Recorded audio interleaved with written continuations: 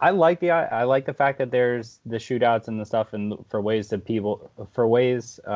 a driver to get their pro license, but at the same time, you see a lot of people petitioning in to get with Formula Drift. So there's a lot of people that are in Pro 2 who never actually won their license. They just said to Formula Drift, like, we're capable of running here, let us run, and then they decide on that, and then they pay to drive Formula Drift. So that it's a double-edged sword because you see the guys who like really, getting into it and doing the traveling and doing the shootouts to get their license. And let's say like now me, I go and I have my license, I go to Pro 2. Now Pro 2 is only top 16 where Pro 1 is top 32. So there's more Pro 2 drivers than there are Pro 1 drivers, and there's only top 16 for Pro 2. So people who actually won their license could literally, it's that much harder for them to qualify and just be able to race in Pro 2. So Yeah, it's cool, and it's at the same time it's a little stressful. yeah, and I know, and then it's kind of hard for a lot of people because I know like the point of entry is very hard for people trying to get in a Pro 2 because people are coming out with a lot better of cars, Mm-hmm. more prepped. They're a lot more ready to have their program ready for Pro 2 and then eventually Pro 1. And then, not to mention, I know the fields are getting bigger now because there's a lot of guys that want to get into that competition aspect, Mm-hmm. and it's tough. And I've seen some of the driving because I just recently last year went to the Midwest one, and it was pretty. There's a lot of guys down there throwing down, and it's pretty Yeah. good.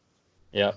Yeah, there's a lot of talent that definitely goes out down on the track, which is awesome, and I think it's really good for our sport.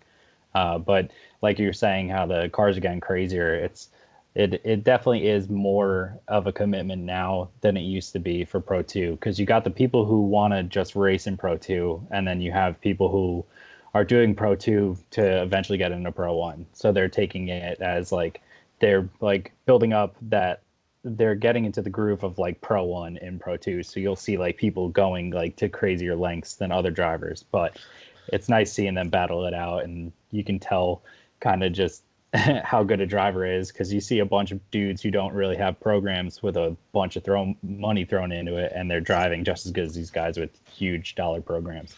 Yeah, and that's another thing. And you've seen a lot of drivers from different regions Mm-hmm. just come out, and you can honestly tell a lot of driving styles by different regions people are, and like where you get your seat time is one of the big things. And I know that's probably one of the biggest thing is seat times, and then Yes. being able to drive with another thing is competent drivers and driving with people with cars that are up to that kind of standard is an Yeah. also big thing. But that's it's just kind of the way it is. Yeah, But it's a little funny in the beginning, like especially with Pro Am, but now as people are getting into like let's say for someone that wants to get into it, the closer they get to Pro 2, the more they're going to experience driving in their, with the cars that are like theirs, where they should be driving together. yeah, You're not getting stuck with cars that aren't built to the spec that you're trying to go.